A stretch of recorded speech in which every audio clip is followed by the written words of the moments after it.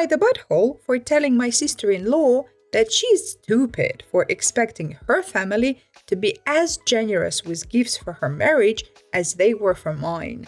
When I married my husband, we had a small-ish wedding, 150 guests. Trust me, that's small for our families. We paid for everything ourselves. Altogether, we spent about 25K.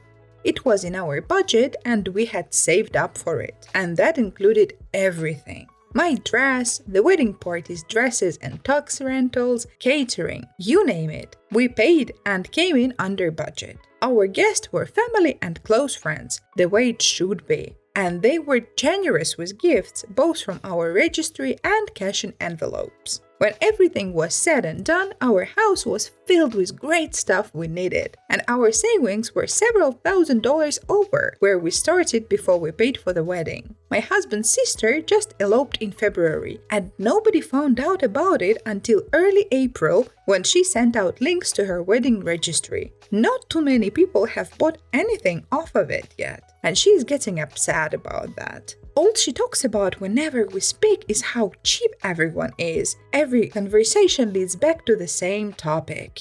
After more than a month of this, I have had enough. I asked her if she understood why we got gifts when I married her brother, like at our physical wedding that took place at a church, and then a reception at a rented ballroom. She said I was treating her like a stupid person, and then she understood the difference between our weddings. I asked her why she would expect the exact same treatment for two very different events. I said that only a stupid person would think the outcome would be the same in both situations. She's mad at me. My husband said he was also frustrated with her stupidity, but that I should apologize for calling her a stupid person. Just to be clear, OP originally used a little bit harsher word than just stupid person. I don't think that OP is butthole in her intentions, but maybe a little bit butthole in the way she expressed herself. Am I the butthole for leaving my 15-year-old daughter on the bus? I am 41 and I have a 15-year-old daughter, let's call her Beth, with my husband. On the weekends and after the work during the week, primarily we use public transportation. Most of the time, Beth rides with us on the bus. She refuses to sit next to us in normal teenage fashion and prefers to sit as far away from us as possible. She also has a bad habit of putting earphones and zoning out, not paying attention to our bus stop, so my husband and I have to squeeze through the packed bus and get her attention, so she gets off the bus with us. We have had talks with her about how dangerous it is to be completely unaware of your surroundings, especially on a public bus, but she refuses to pay attention to the bus stops or sit closer to us so we can easily get her attention. Additionally, she had been asking us for more freedom. She wants to spend a paycheck on her own bus pass, which we are seriously considering for certain bus routes at certain times, but we are hesitant due to the fact that she doesn't pay attention, which could easily become a problem. That brings us to Saturday. When we got on the bus, Beth chose to sit in the very back while I sat at the front. The bus was unusually empty that day, and I got an idea.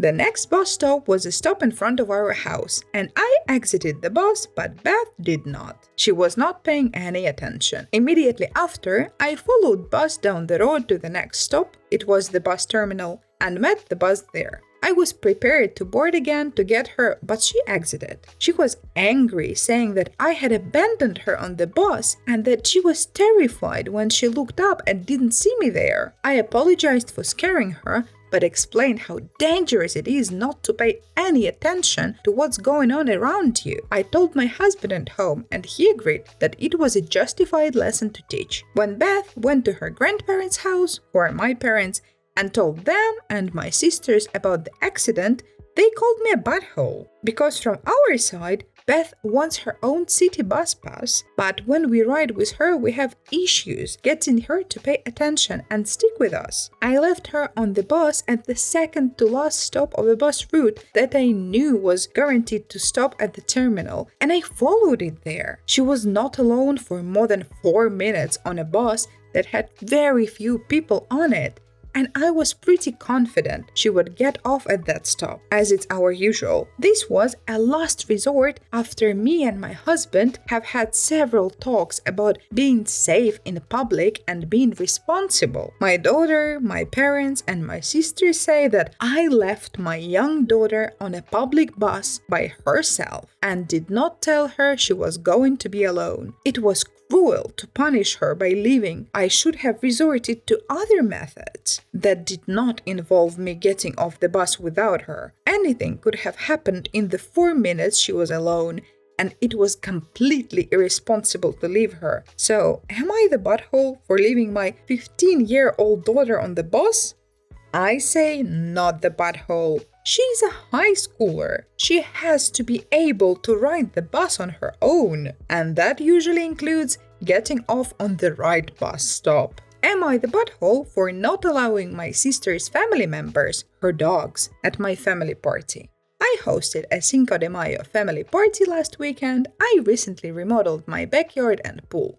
Plus, being Mexican, I thought it would be the perfect weekend to show off the updated digs.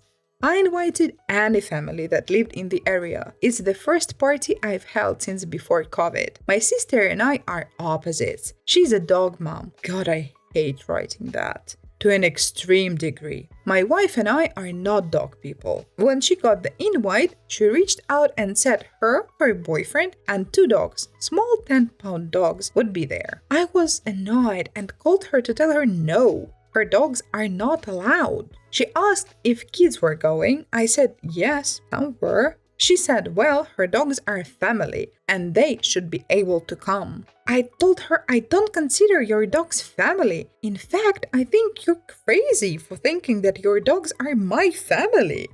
She argued her dogs were just as much family as the kids were. She said her dogs wanted to see their uncle's new backyard. I told her to shut up and never say that again to me.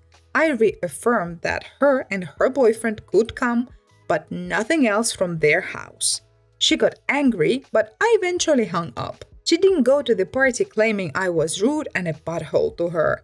Apparently, my parents even agree with her, which effing blows my mind. Heard a rumor she's hosting an event and is seemingly excluding me from the invite list. Am I the butthole here? On one hand, no. It is your house, your backyard, and your party. But on the other hand, it is your sister, and she loves those dogs so much. So why not just let them come? It's not that you mentioned that you have allergy or they misbehave horribly, so I really don't see the problem here. Don't cheat on your wife before an important career meeting. My dad is a policeman and he works with a man, let's call him Bobby, who by all accounts is a pretty stand-up fella, hardworking and generally a pretty nice guy. Anyway, his downfall came about 5 years ago when he had an affair, having been married for 15 years. I should mention at this point that they have no children. Suffice to say, his wife was not over the moon about it. You hear stories about scorned partners setting fire to their other half's cars or scattering their clothes down the street, but this, as far as angry spouse revenge, is something quite special. Bobby's wife found out about the affair because a friend of hers is married to a colleague of his. News spread. Instead of confronting him about it, she thought long and hard about a way to really ruin his hectic day. Bobby had an important work day coming up. Some sort of meeting with his superiors with a potential for promotion, but I cannot remember the details. Bobby's wife carefully took a thread cutter to each item of clothing that he would be wearing that day and unpicked every other stitch. No kidding. From his suit down to his underwear. You can imagine that the morning hustle and bustle commute was enough to perhaps strain some of the seams at most. But as the day wore on, his clothes started to slowly fall apart. First, a hole in the toe of his shoe. She was obviously dedicated to the cause. Then his trousers started to fray upwards from the ankles. The real kicker came when 10 minutes into this very important business meeting, the arm fell off his suit jacket. The meeting was cut short, and for reasons that may or may not be related, I don't believe that he ever received the promotion he was after. Bobby and his wife are now happily divorced. The dedication of this woman is amazing. I wouldn't be able to do that. I would just explode then and there. But she is a cold-hearted girl. Ex-wife accused me of cheating. So I did. I was married a few years ago, and my ex-wife was insanely jealous. She would constantly snoop through my phone and read all my Facebook messages. I have a female friend that I have been friends with since I was like 15 years old. We met online on a forum. Turns out she lived the next city over, and we would talk every day. We had only actually met once in the real life. As we got older, we drifted apart, and we both got married to other people. But we would still check in from time to time though, just to see how the other person was doing. Turns out things with her husband were falling apart about the time things started falling apart in my marriage too, and she had left him. We started talking again. She told me how she had just gotten a new puppy, and I was telling her about my new job. Nothing even close to inappropriate. My wife found our Facebook conversation by snooping through my phone and screamed at me saying I was cheating on her with my friend.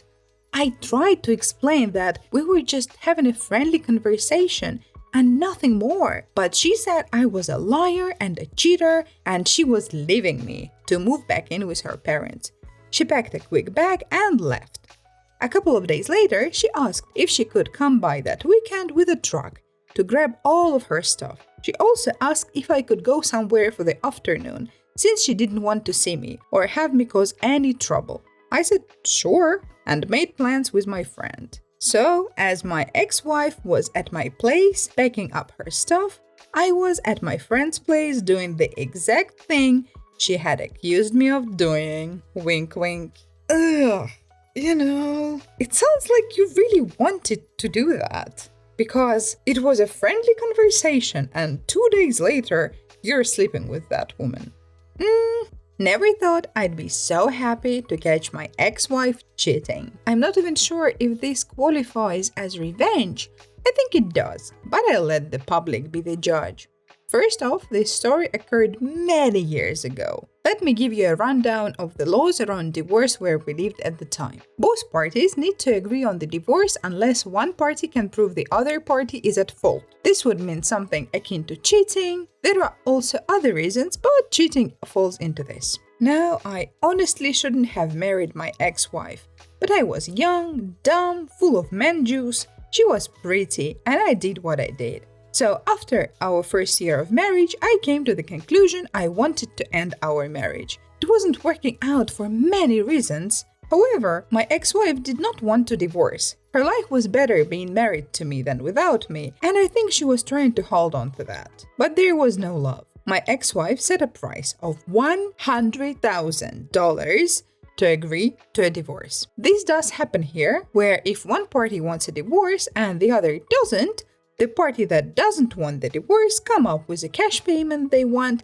and you negotiate from there. Now, I didn't have 100k. I could get about 25k and I was willing to pay that. Also, we had no kids, we didn't own anything together, etc. We spent a long time going back and forth over money and how much I'd paid her to divorce me. She finally agreed. I was thrilled. I was so happy. I decided I would go out and celebrate, and that night the stars aligned. Now, to give you an idea of utterly lucky I am about to get, we lived in a city about the size of Chicago. Many millions of people, lots of places to go. My friend took me to a new bar in a part of the city I had never been to before. We celebrated, we had a good time. I walked out the bar around 2:30 a.m. and it was like effing Christmas. There was my wife with another man. I had a hunch she was cheating on me and I was so happy. She was heading for a taxi and I ran and got into a taxi behind her and told the cab driver to follow them. Much to my enjoyment, the taxi was clearly going to my house. She gets out, I pull out the camera and I get a few pictures of her kissing this man. Once I get the photos, I immediately email them to my work account to protect them, and I get out of the car and I approach the two lovebirds. I introduce myself, I thank the kind gentleman, and I make one request.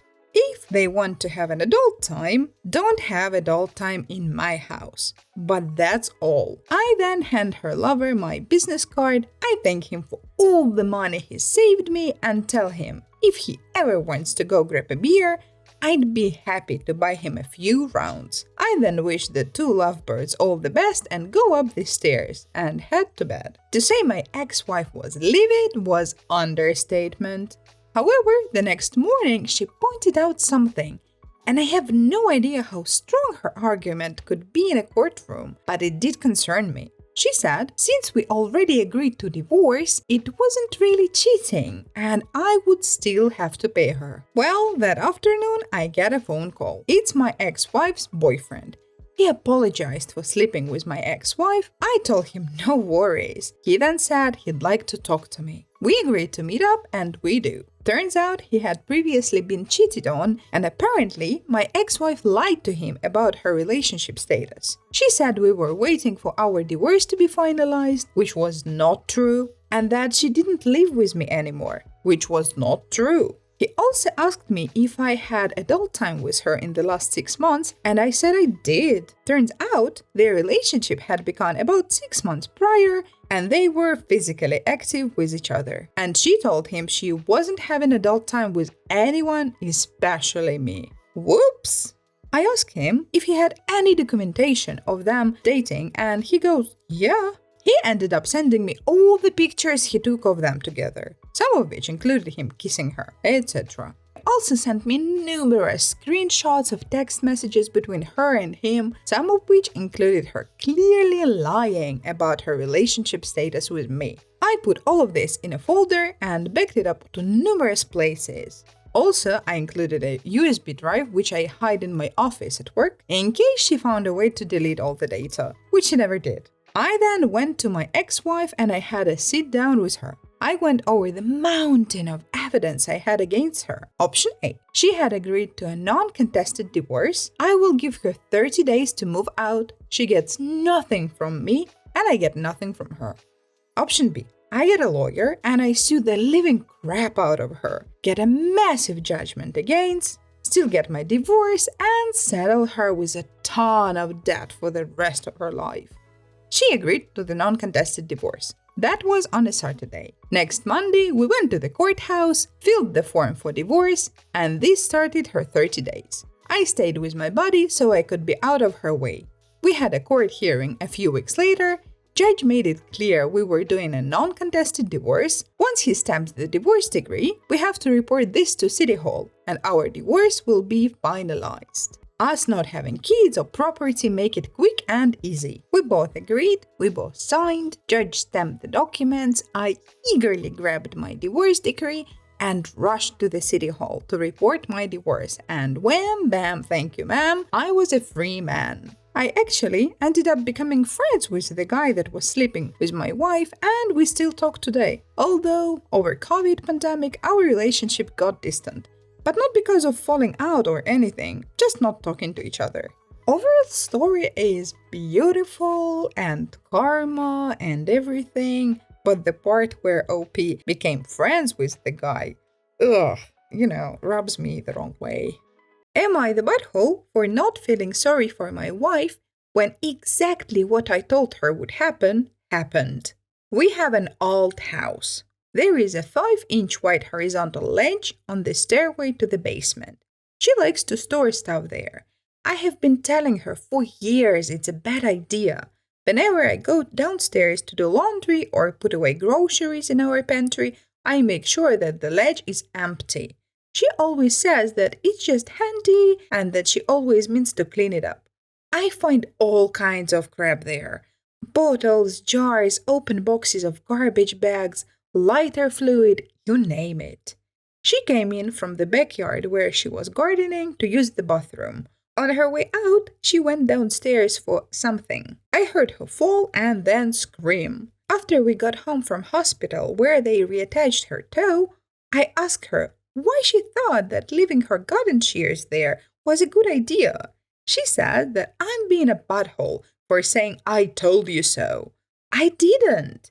I just asked her why she did it. I feel very bad that she got injured. I feel terrible that she feels dumb for leaving a heavy, sharp object where it could fall easily. I feel crappy that I didn't see them in time to put them somewhere safe. None of that means what happened wasn't entirely predictable and entirely her fault. Once again, for the cheap seat, I did not say I told you so. Am I the butthole for asking about her thought process? She already explained you her thought process. You are not a butthole, but I don't think this kind of question is very smart. What is the worst secondhand embarrassment you've ever felt? Was a dinner party when my friend's mother-in-law asked another one of our friends when her baby was due. She wasn't pregnant. Anyway, mother-in-law should have simply apologized, but instead doubles down with something to the effect of, "It sure looks like you're pregnant." Went to an Italian restaurant once with someone who was learning Italian and knew quite a bit.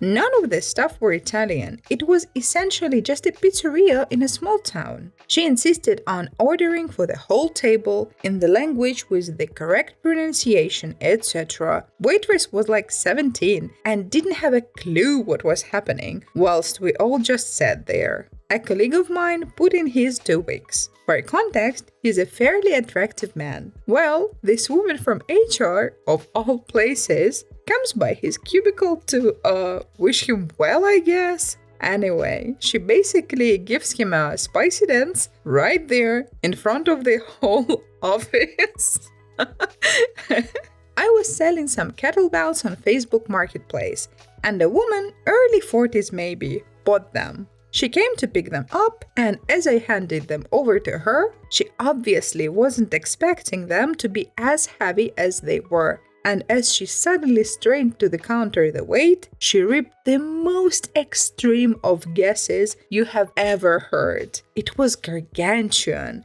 I was shocked, but also proud.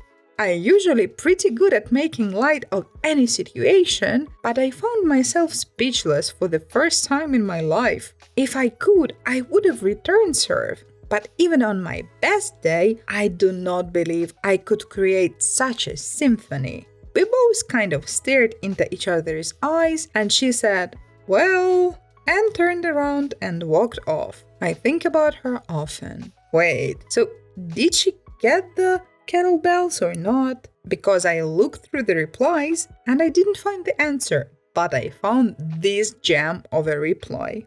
I briefly worked for a super aggressive woman divorce lawyer. She was ruthless. One day, she just passed the gas in her office while I'm there with her. So matter of fact, to this day, I'm not sure if it was an accident or a power move to assert dominance. Oh my god, I love it! My old boss, who was basically real-life Michael Scott, was describing a co-worker on the first day she came in for an interview. He described her to her face as the blue pill with legs. You know what kind of blue pill I mean. I remember it was many years ago, but it was me and my sister, and we were visiting her friend, and we were having a dinner, everything was amazing. And then, for some reason, her friend's dog went to the middle of the kitchen where we were and started to hump air. And everybody was like, okay. I mean, we knew the family and the dog and everything was okay, but I just felt for my sister's friend. Married people in Reddit. What made you say, I'm gonna marry this person?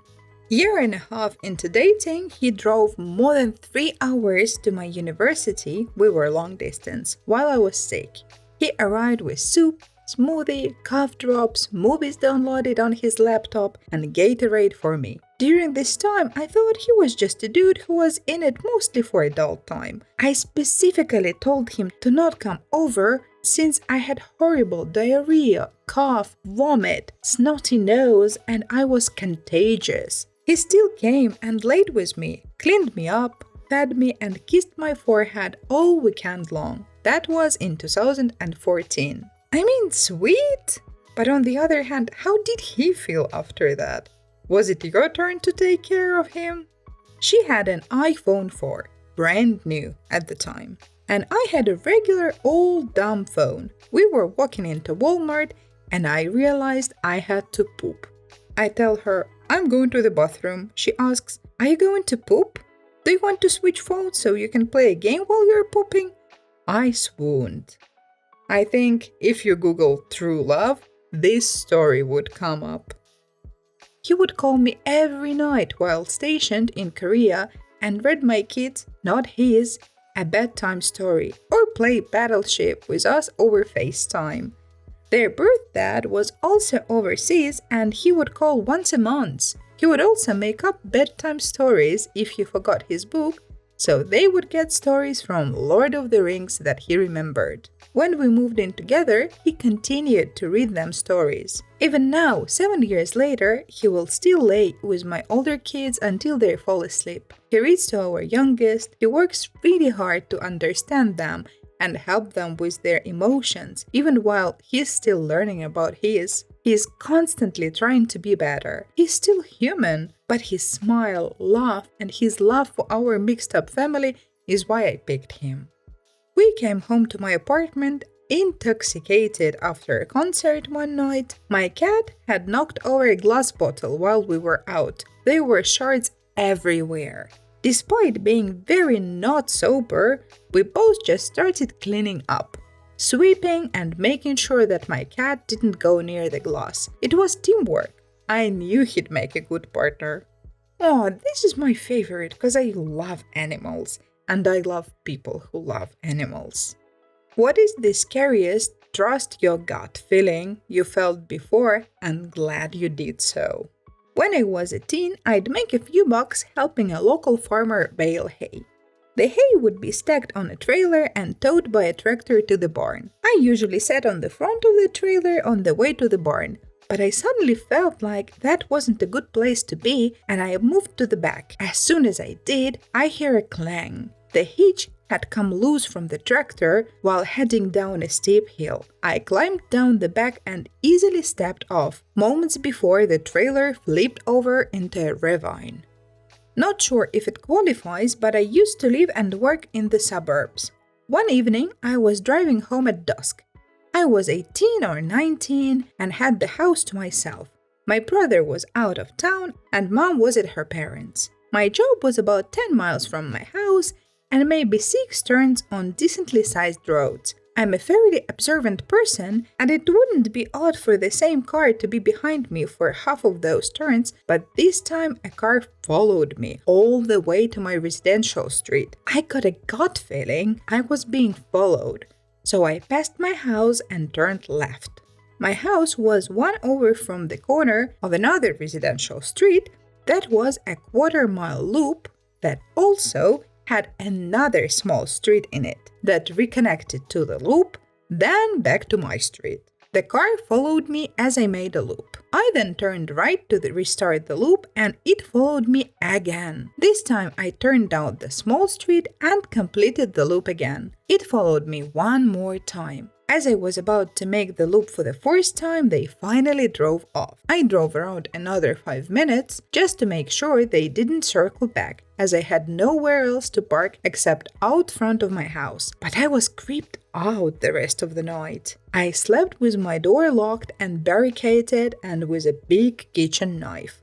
I have no idea if or why they followed me. I don't know if it was a friend pranking me or if my brother put one of his friends up to this, since it's the only time that's ever happened and it was quite confidential that I was alone. I worked retail and some of the employees did have records, so I just don't know. Oh, this story creeps me out. But honestly, I think it would be a better idea to call your brother or to just drive off to some very busy area, because this could have ended very differently.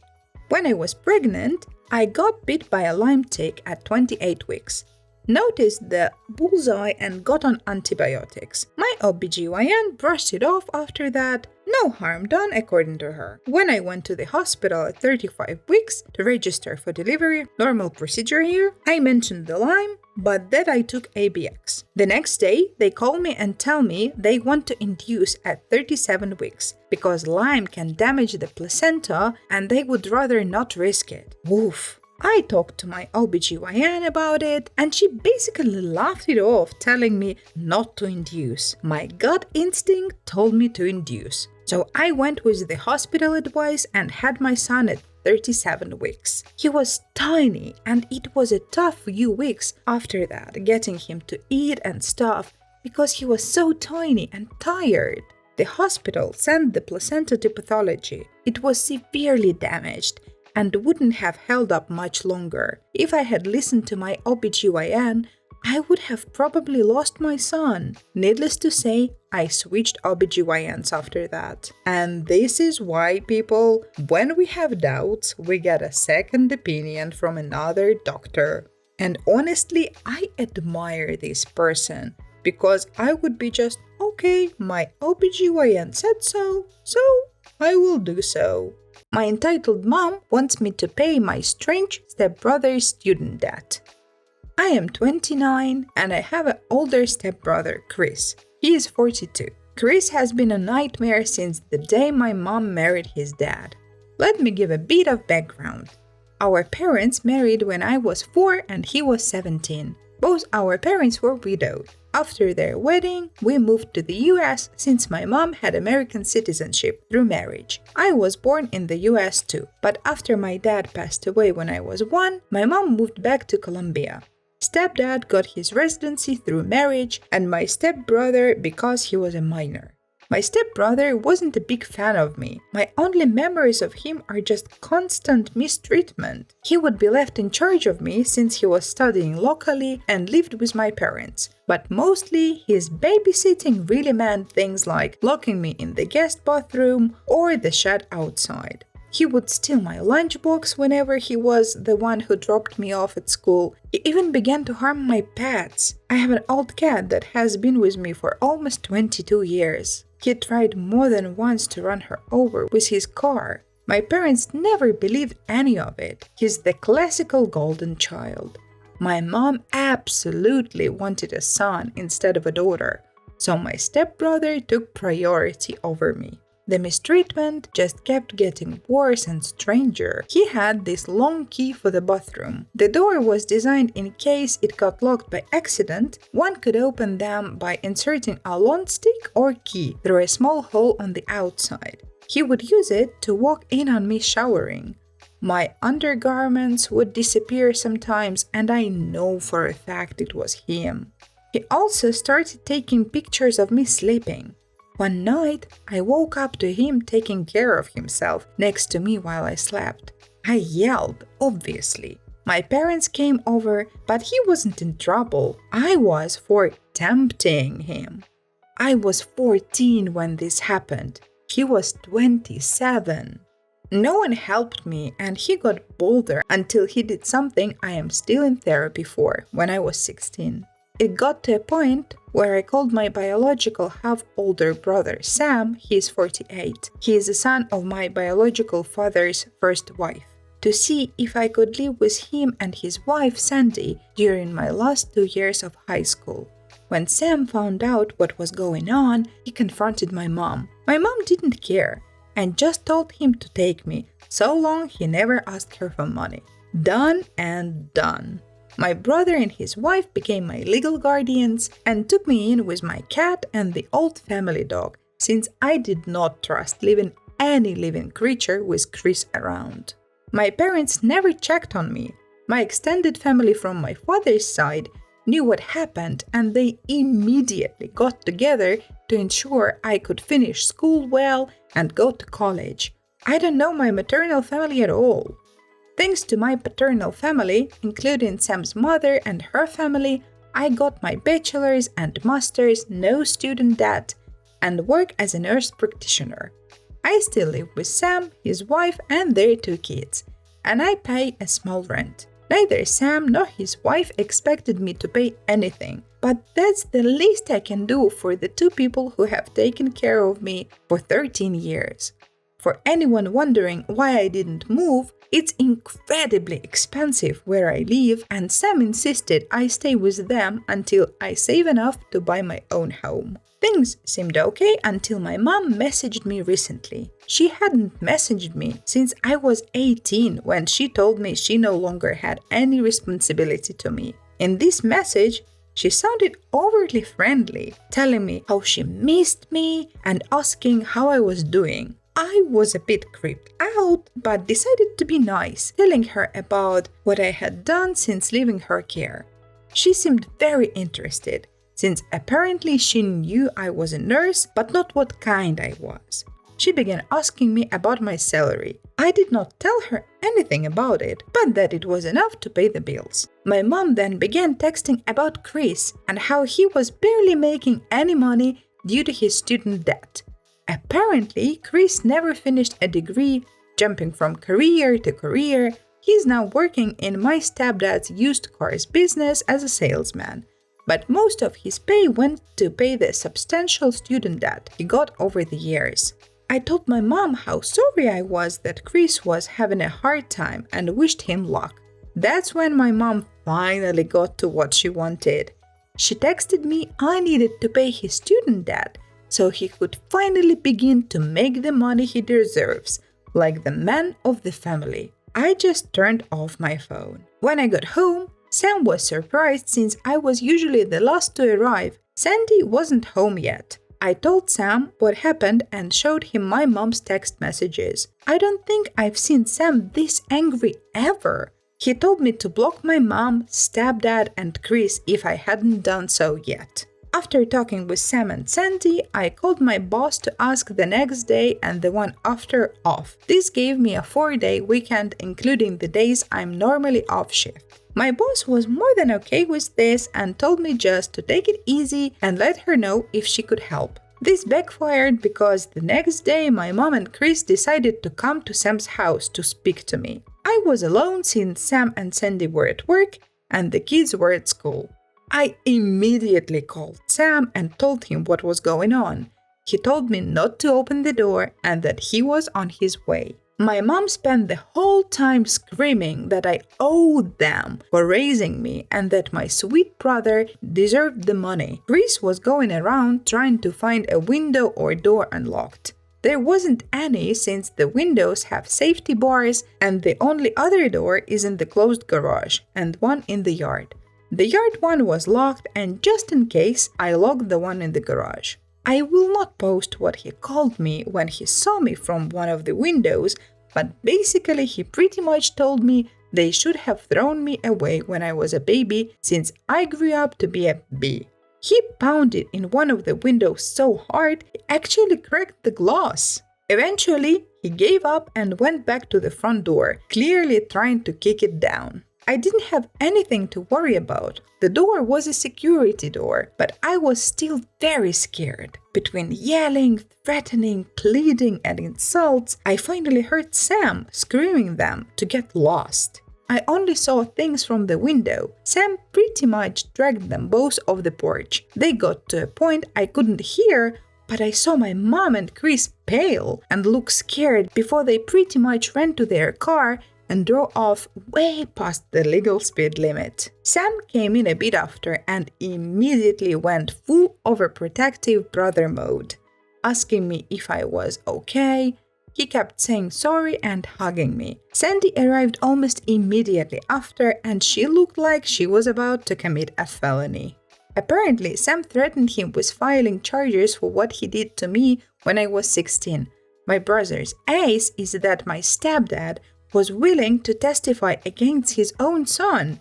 He seemed enough to get Chris off our backs, but not my mom. Since then, it's been 3 days, and my mom has sent text, called non-stop from various numbers, and railed a group of people who are supposedly my maternal family to harass me for money.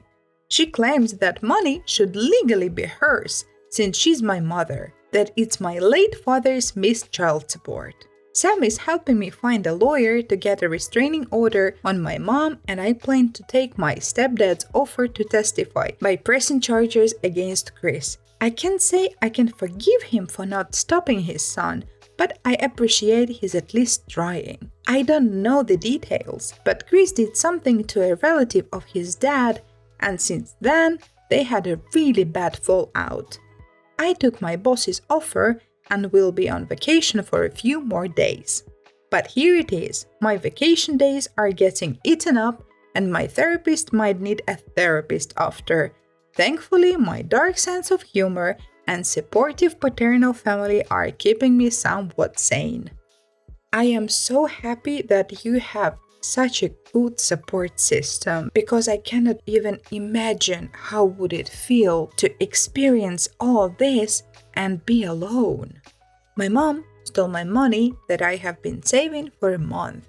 I have been working every single day for a month without a day off because I wanted to go on a vacation with my friends after graduation. I worked so hard for this. I was saving them in my drawer, and there is a lock on it, so wherever I go, I take the key with me. So today, my stupid butt forgot the key on the dining table. I went to the bathroom to shower. Nobody was home except my mother and me. My siblings were at school having an exam.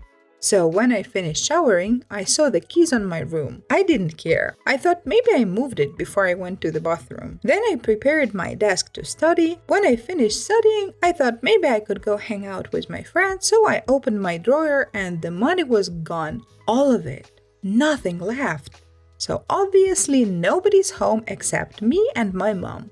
I confronted her as calm as I could, and I said, "Did you open my drawer?" I swear I noticed her hands were shaking, and she said, "No, I didn't. Why?" I said, "Well, my money's gone." She said, "I did not take anything. Someone's stealing my money as well. Or maybe you dropped it somewhere like you always do, you careless donkey." I said, "Well, if someone's stealing your money, why would you take mine?" She said, "You don't dare talk to me like that. I'm your mother. Close the door and get out of my sight before I pray that you'll fail all the exams. What are you going to do with the money anyway? You're still young. Money come and go." I didn't know what to say, and I went back to my room and texted my dad and told him what happened, and he still didn't respond to me. My final exams are in 2 weeks and I cannot work anymore, and we were, me and my friends, planning that on the last day of the exam, we'll head straight to Sharm el-Sheikh. This is the first time in my entire life that I feel so helpless and betrayed like that. After graduation, I will move out of my parents' home, even if I become homeless. I don't care anymore. And then there was an update where OP's father sided with their mother, so OP is not getting money back. Also, I googled, and Sharm el-Sheikh is a very beautiful place in Egypt on the shore of Red Sea. As for the story, it sucks. It's awful, really. But on the other hand, please don't rush your decisions and run away from your parents' home. Am I the butthole for selling my home that I was allowing my daughter to stay in for free, even though she did some upgrades to it? I inherited a home years ago from my mother. It was overall outdated but in good condition. It is 5 hours away from where I live. My daughter, who is 26, and her husband fell on hard times, and I allowed her to move in about 2 years ago for free. It is near the city they work at. I paid for everything and was letting them use it to get back on their feet. I informed them they can make changes to the home, just not to take out walls or any huge stuff. The last time I was at the home was about a year ago, and it just looked like they painted. The house is causing issues for my finances now, and I have had multiple people reach out to me to sell. I also want to sell it since I am tired of seeing the home. It just reminds me of my mom and that she's gone. So being a landlord isn't good for my mental health. So I decided to sell. I informed my daughter that they have 6 months to find a new place. This started an argument. She apparently put in a lot of upgrades, such as redoing the stairs, kitchen, and are in the middle of the bathroom. That I am screwing them over and that now the house is worth more. She called me a jerk for this, and I reminded them that I gave them 2 years of free housing. I am on the fence and I want more options. Everybody in the comments saying that there is no enough information, but I do not think so.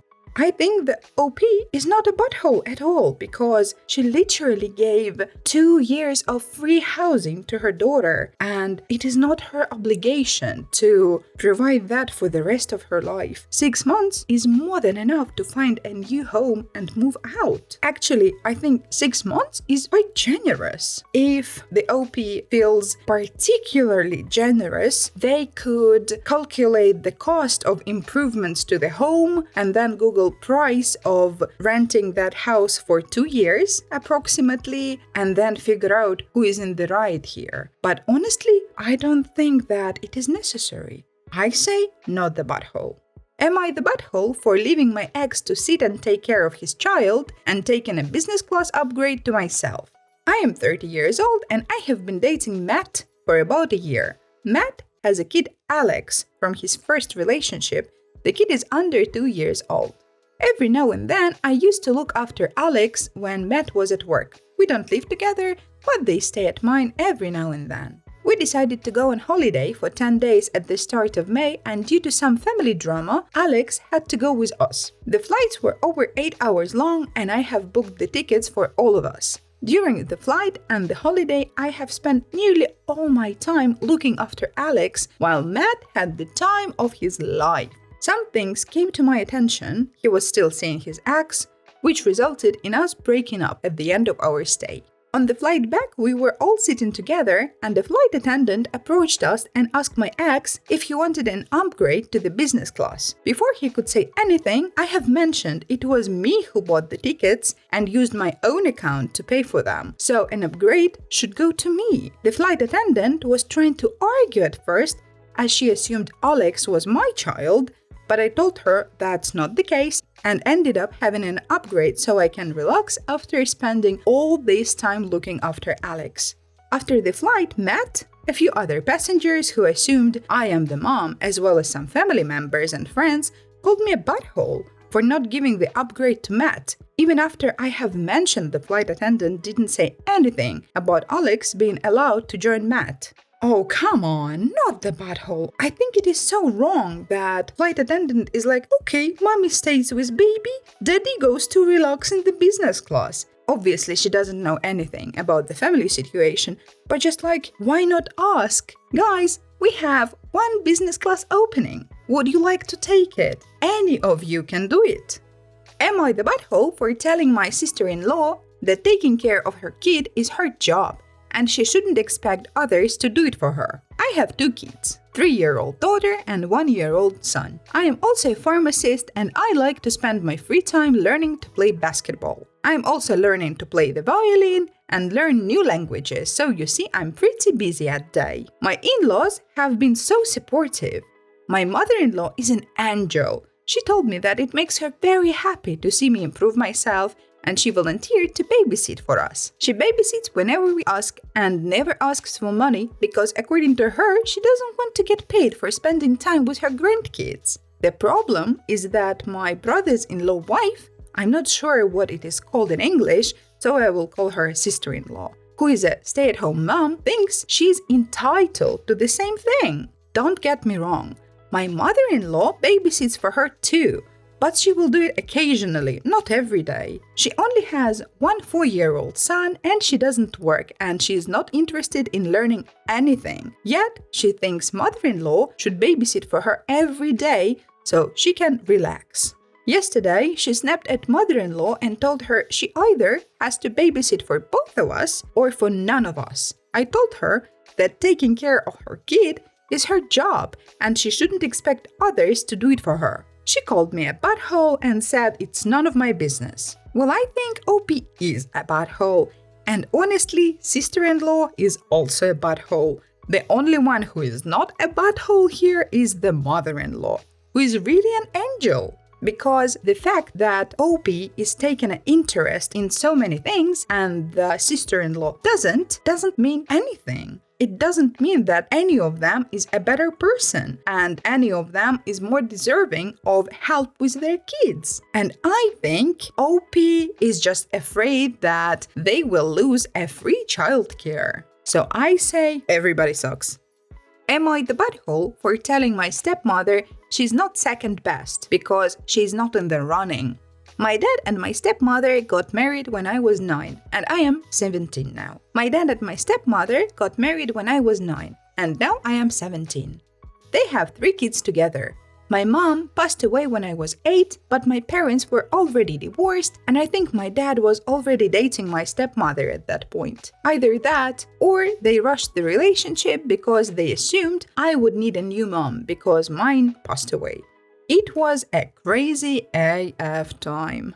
My dad and stepmother decided we needed therapy together because she was struggling and wanted to communicate some stuff to the two of us that she had not before. In therapy, she started off talking about how she feels like she's second best or a consolation prize with me. She feels like I see her less than a parent, less than a mother, and it hurts. She talked about marrying my dad, expecting we would be close, and how she believed a newly motherless child would need someone else to fill in, but that the whole time we've known each other, she feels like I do nothing but compare her to mom or dismiss her in favor of mom and leave her in second place a lot. She said she wanted to be more important to me than that. She wanted to be mom in my eyes. She didn't want to feel like I would gladly toss her aside if my mom came back. I will say now, in therapy, she was called out for that. She was told it was cruel to toss that in my face when I'm old enough to be aware my mom is never coming back. She spoke for several sessions about feeling second best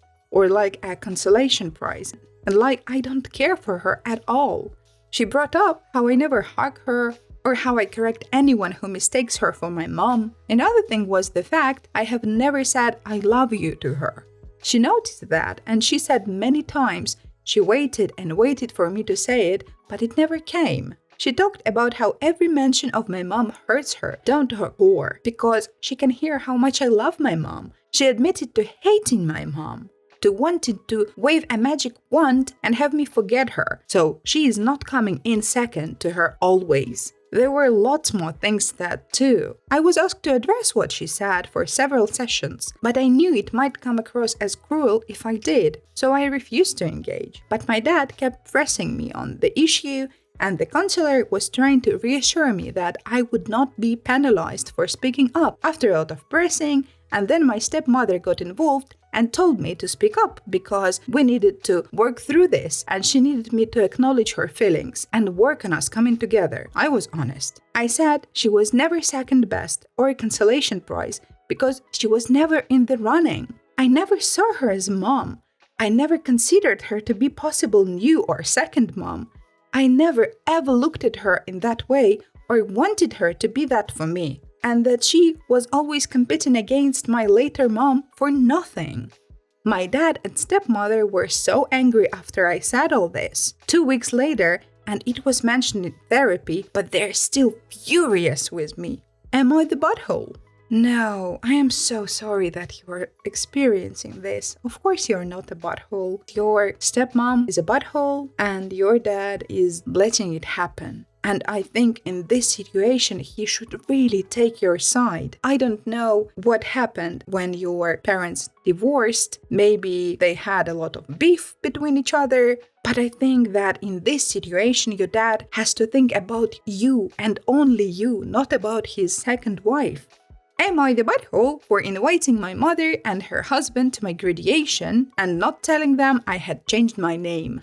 I am an 18-year-old female. I moved out of my mom's house and in with my grandparents 5 months ago, 2 days after I turned 18. I also changed my last name after the move, which is not something I mentioned to either my mom or her husband until now. My reason for changing my name is they changed it first. I had my dad's last name when my mom married her husband when I was 7, and they changed mine to go along with theirs. I never wanted to have his name. I told them that. But my mom told me it was so important that we all have the same last name, mostly so her husband would feel like we truly became a family, but also so he could claim me more easily and pick me up from school or dance classes or take me somewhere and not be questioned on who he was to me. I will always see it as he's trying to claim me. He said it so many times that I was his daughter and I was his kid and stuff of that nature. And it got so annoying and I never wanted to be his kid.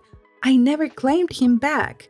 I have always rejected the idea that he's any kind of parent to me. I hate how territorial he is. I hate how he would lose his temper with people who'd know me as dad's kid or mention I was Jay's daughter and claim me as his own instead. I told him and mom how much I hated it, and he told me he was feeding me and raising me and loving me, and that entitled him to be recognized as my dad. My dad passed away when I was 5, so that's why I wanted to still be his kid. He didn't abandon me or walk out. He loved me, and he passed away because of a stupid allergic reaction that left me without the most important guy in my life. My mom always defended her husband and told me I should show more appreciation for him because he could leave us, and would I want that? I said yes a few times and she flipped out so hard. Sometimes I think my mom wanted to send me off to boarding school so I wouldn't ruin her marriage. I know they looked into it, but they would never give me to my paternal family because they still wanted to claim me as theirs. All of this led to a crappy relationship and me moving out as soon as I could, which then led me to changing my last name back and never telling them. But I decided they could see me graduate and find out then. Only they got an email from the school with my full name on it for their tickets, and they were furious that I invited them but didn't tell them. They said I was trying to make a fool out of them. My mom's husband told me I would have left them clueless as I publicly disowned them. I told him I was doing that for years and he never accepted it. They told me I was thoughtless and petty. Am I the butthole? No, I think OP is not the butthole because OP is an 18-year-old, an adult who chose to be in charge of her life. And I think it is already very generous of her to let her mom and her mom's husband attend the graduation. My entitled mother borrowed $11,000 from me and now won't return it since she raised me. So I used to live with my mom and dad who adopted me at birth. My dad always said I would inherit our family home after they both passed away.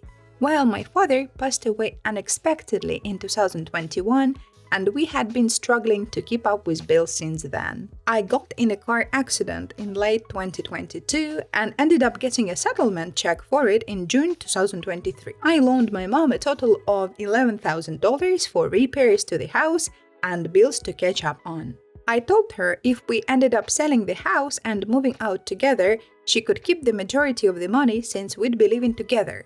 But I never agreed to let her keep it if we moved out separately, since I would need the income. Since that conversation, I moved in with my boyfriend and she was staying at the house. She ended up having a stroke in October of 2023 and sold the house I was supposed to inherit and moved in with her new fiancé. She's giving me $4,000 back since then, plus her fiancé paid for a couple of car maintenance and repairs, so I have also deducted that from the money that she's owed me. However, she refuses to pay me back the last $5,900, as she feels like I owe her this since she raised me. I desperately need that money since I've gone back to school and I need to quit my job to focus on my studies and my health. I only have 4 months until I am done with my classes and I can get my new job and my career. She was the one that chose to adopt me. I didn't ask for it. I don't owe her anything for raising me. That's her job as a mother. She also always tells me about how she has money and that she's going to use it, how she wants to buy a new car, and how she went to Cancun for a vacation and went gambling in Vegas. I honestly don't know what to do. How do I ask her for the rest of my money? How do I live on good terms with her if that's possible? What should be my next step? Also, I don't have any sort of paper trail. That's my other issue. All was verbal communication. Well, honestly, I think that OP can kiss the money goodbye because they are not getting them back. The next story is a doozy. Crazy entitled religious DNA donator, also known as Dad, sends my mom crazy email after 10 years of practically no contact. As a setup to this crazy email my dad sent, I will give a brief background on what he's like and how growing up with him was like. My father and mother were always religious, fundamentalist Christian, the extreme ones that hate Harry Potter and fantasy things because they come from devil, couldn't listen to radio, watch most things on TV, and science was wrong. My dad was the pick and choose type of Christian, whereas he was always right and God said so. He doesn't agree with divorce, says that's not what God says you can do, so when my mom left him, it wasn't real. And once she's right with God, she would go back to me. So just a little bit of an ego. A quick way to describe his parenting style, aside from extreme Christian, it would be that he wanted the picture-perfect family without any of the work of making it so, and to be the best Christian helper at the church we went to. But we, the kids, never saw him, and he didn't help with our food, power, or rent situations. We had to move so much because we couldn't afford staying in the place we were at. After my mom left him, she converted to being a Christian Jew. Yes, it is odd. But by then, I was done with religion. It didn't make sense. It could be changed far too easily. And if every religion said that they were the one true religion, then no matter what, everyone is wrong and we are all doomed. So I've been non-religious since turning 18. I am 34 now.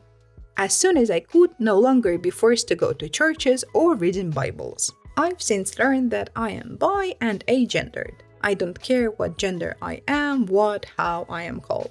And since Christians don't typically like that, I have not bothered telling my dad about it. I know he will go on a rant and rampage and rage at me, my mom and my brothers. I haven't seen my DNA donor in over 9-10 years. OP says dad or DNA donor, but it is the same person. And he would literally just show up for a day or so, take us out to eat, and try to connect with us briefly, and then leave again. We live in the USA and he's from Canada. He can sort of see what we are doing on Facebook and what little bits we are willing to tell him directly. But we've not bothered trying to keep the communication lines open. He sent emails to my mom at the end of March, only recently discovered, concerning myself, my younger brother, and the youngest brother. And it's the craziest thing I've read in a long time. Here is the direct thing, names changed or altered to keep privacy. Just a note that it will be a long, super delulu email, but OP will give an explanation to all the events mentioned after the email. Dearest ex-wife, where to start? Well, I guess asking for news might be a good start. I have looked at the Facebook page for her store, and I know she's slowly recovering from the robbery. Has she shared anything with you recently about how it's been affecting her? Has she visited you lately? Does she visit on regular basis? How well do middle brother and youngest brother get along with her? Now to the meat of this email. As I mentioned, for her middle brother, I know that OP made a professional of face at Abundant Live Assembly in probably 97 or 98. Has she kept up with the face? I know that the first time I visited you in Virginia, she was pretty into the whole Messianic Jewish stuff, even showing her friend and I, at the meal after the service, how she had tassels tied to her corners of her jeans because of it. But I get the feeling she's not currently living for God. I can't pinpoint anything precise for that subjective statement.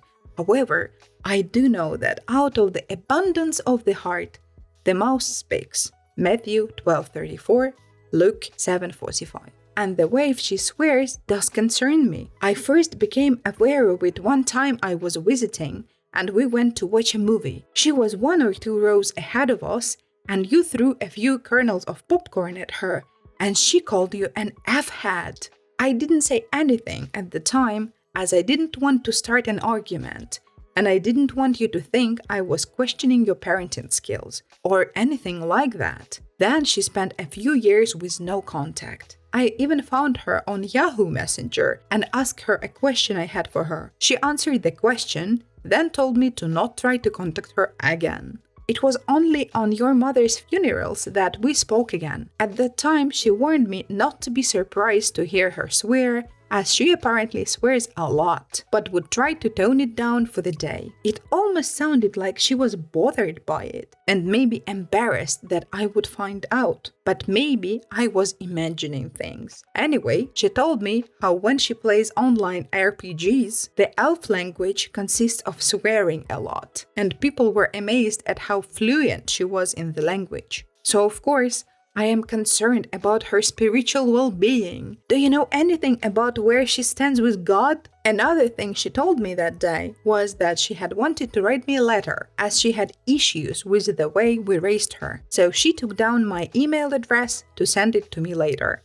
She later lost the email but took the time to look me up on Facebook, which was an unexpected surprise.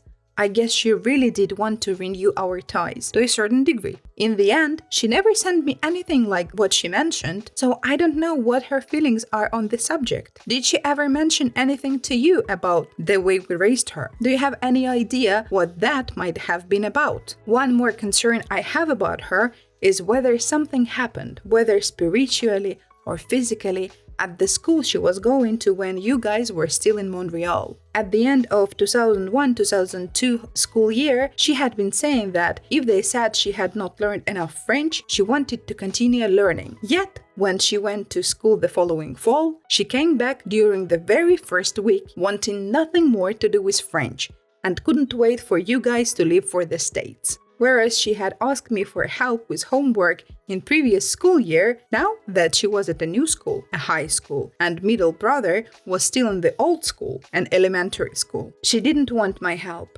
and barely put in any effort on her homework at all. She also didn't seem to like her new male this time teacher.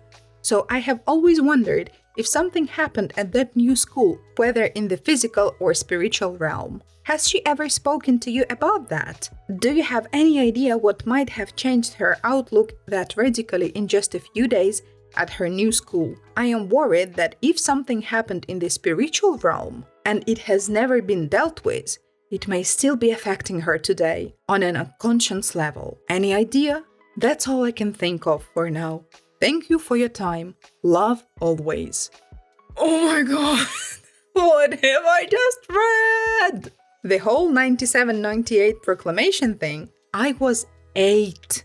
An 8-year-old who had just seen A Thief in the Night series about the end times and the rapture scared the crap out of me. The 2001-2002 thing was me discovering that I was depressed and dissociating. I hated being in a city where you had to learn the language, and if you didn't, you were looked down on and scorned.